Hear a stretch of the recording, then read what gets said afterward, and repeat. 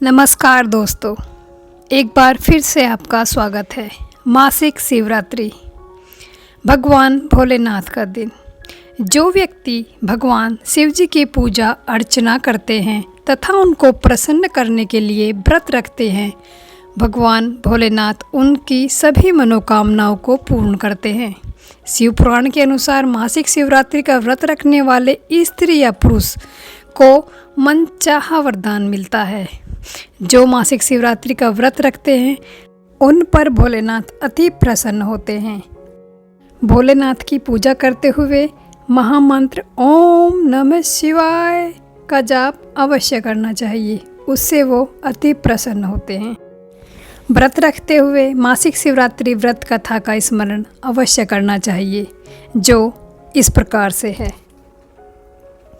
प्राचीन समय की बात है, एक चित्रभानु नामक शिकारी था।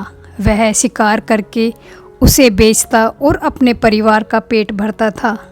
वह उसी नगर के एक साहूकार का कर्जदार था और आर्थिक तंगी के कारण उस पर उसका ऋण नहीं चुका पा रहा था, जिससे साहूकार को गुस्सा आ गया और शिकारी चित्रभानु को शिव मठ में बंदी बना लिया। संयोगवश उसी दिन मासिक शिवरात्रि थी, जिस कारण शिव मंदिर के भजन व कीर्तन हो रहे थे और बंदी शिकारी चित्रभानु पूरी रात शिव जी के भजनों व कथनों का आनंद लिया।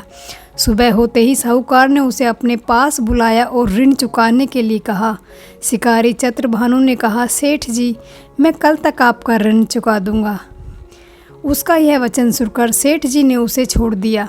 उसके बाद शिकारी के लिए जंगल में चला गया, किंतु पूरी रात बंदी गृह में भूखा व प्यासा होने के कारण वह थक गया और व्याकुल हो गया था, और उसी प्रकार वह शिकारी को खोज में बहुत दूर जा चुका था और सूर्य अस्त होने लगा। तो उसने सोचा, आज तो रात जंगल में ही बितानी पड़ेगी। ऊपर से शिकार भी नहीं मिल पाया, उसे बेचकर सेठ जी का ऋण चुका देता। यह सोचकर वह एक तालाब के पास पहुंचा और पेट भर के पानी पिया, जिसके बाद वह बेल के पेड़ पे चढ़ गया जो उसी तालाब के किनारे था। उसी बिलपत्र के पंड के नीचे शिवलिंग की स्थापना हो रही थी, किंतु वह पूरी तरह बिल की पत्तियों से ढका हुआ था, शिकारी को दिखाई नहीं दिया। शिकारी चित्रभानु पेड़ में बैठने के लिए बिल की टहनियाँ व पत्ते तोड़कर नीचे गिराया। संयोगवश उसी टहनियों पत्ते भगवान शिवलिंग पर गिरते रहे और शिकारी चित्रभानु रात्रि को लेकर पूरे दिन का भूखा प्यासा था, और इसी प्रकार उसका मासिक शिवरात्रि का व्रत हो गया। कुछ समय बाद उस तालाब पर पानी पीने के लिए एक गर्भवती हिरनी आई और पानी पीने लगी। हिरनी को देखकर शिकारी चित्रभानु ने अपने धनुष पर तीर चढ़ा लिया और छोड़ने लगा, तो गर्भवती हिरनी बोली, तुम धनुष तीर मत चलाओ, क्योंकि इस समय मैं गर्भवती हूँ और तुम एक साथ दो जीवों की हत्या नहीं कर सकते, परंतु मैं जल्द ही प्रसव करूँगी, जिसके बाद मैं तुम्हारे पास आऊँगी, तब तुम मेरे शिकार कर लेना। उस हिरनी की बात सुनकर चित्रभानु ने अपने धनुष को ढीला कर दिया और इतने में ही हिरनी झाड़ियों में लुप्त हो गई। ऐसे में जब शिकारी ने अपने धनुष की प्रत्यंजा चढ़ाई और ढीली करी, तो उसी दौरान कुछ बेलपत्र के पत्ते झड़कर शिवलिंग के ऊपर गिर गए। ऐसे में शिकारी के हाथों में प्रथम पहर की पूजा भी हो गई। उस कुछ समय बाद दूसरी हिरनी झाड़ियों से निकली। उसे देखकर शिकारी ने खुशी का ठिकाना नहीं रहा। चित्रभानु ने उस हिरनी का शिकार करने के लिए अपने धनुष उठाया और तीर छोड़ने लगा, तो हिरनी बोली, शिकारी, आप मुझे मत मारो, मैं अभी ऋतु से निकली हूँ और अपने पति से बिछड़ गई हूँ। उसी को ढूंढती हुई मैं यहाँ पहुँची हूँ। मैं अपने पति से भेंट कर लूँ, उसके बाद तुम मेरा शिकार कर लेना। यह कहकर वह हिरनी वहाँ से चली गई और चित्रभानु अपना 2 बार शिकार खोकर बड़ा दुखी हुआ और चिंता में पड़ गया कि प्रातः सेठ जी का ऋण कहाँ से चुकाऊँगा। जब शिकारी ने दूसरी हिरनी का शिकार करने के लिए अपने धनुष पर प्रत्यंचा चढ़ाई, तो कुछ बेल पत्तों के पत्ते छोड़कर शिवलिंग के ऊपर गिर गए। ऐसे में पूजा का दूसरा पहर भी संपन्न हो गया। ऐसे में अर्ध रात्रि बीत गई और कुछ समय बाद एक हिरनी अपने बच्चे के साथ तालाब पर पानी पीने के लिए आई। चित्रभानु ने जरा सी देरी नहीं की और धनुष पर प्रतान चढ़ाई और धीरे से तीर को छोड़ने लगा। इतने में वह हिरनी बोली, हे शिकारी, आप मुझ पे अभी मत मारो। मैं मर गई तो मेरे बच्चे अनाथ हो जाएगा। मैं इस बच्चों को उनके पिता के पास छोड़ आऊँ, उसके बाद तो मेरा शिकार कर लेना। उस हिरनी की बात सुनकर शिकारी चित्रभानु जोर से हंसने लगा और कहा, सामने आ गया, शिकार को कैसे छोड़ सकता हूँ। मैं इतना भी मूर्ख नहीं हूँ, क्योंकि 2 बार मैंने अपनी शिकारी खो दिया, अब तीसरी बार नहीं। हिरनी बोली, जिस प्रकार तुम्हें अपने बच्चों की चिंता सता रही है, उसी प्रकार मुझे अपने बच्चों की चिंता हो रही है। उन्हें उनके पिता के पास छोड़कर वापस आऊँगी, जिसके बाद तुम मेरा शिकार कर लेना। मेरा विश्वास कीजिए शिकारी राज।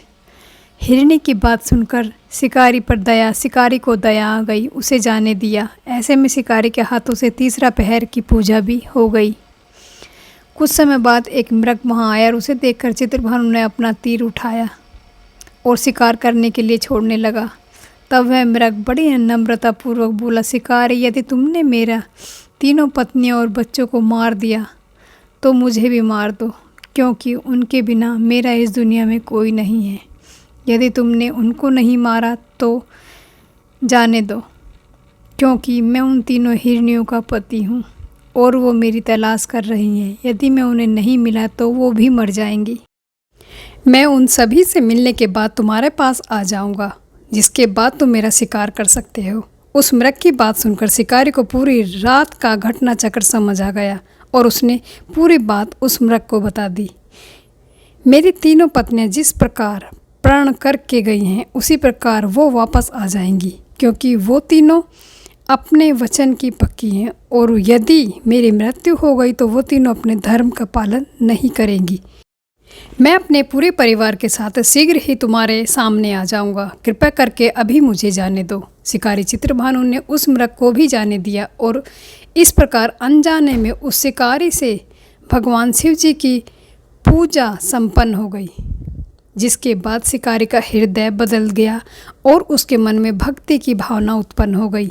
कुछ समय बाद मृग अपने पूरे परिवार अर्थात 3 हिरनी व बच्चे के साथ उस शिकारी के पास आ गया और कहा कि हम अपनी प्रतिज्ञा अनुसार यहाँ आ गए हैं, अब आप हमारा शिकार कर सकते हैं। शिकारी चंद्रभानु जंगल के पशुओं की सच्ची भावना को देखकर उनका हृदय पूरी तरह पिघल गया और उसी दिन से उसने शिकार करना छोड़ दिया। दूसरे दिन प्रातः होते ही सेठ जी का ऋण किसी और से उधार लेकर चुकाया और स्वयं मेहनत करने लगा।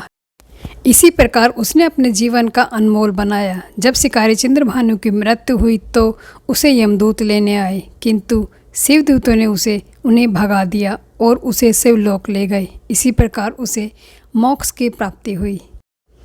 शिवरात्रि शिव और शक्ति का संगम है। यह हर महीने की कृष्ण पक्ष के 14वें दिन मनाई जाती है। बोलो शिव परिवार की जय।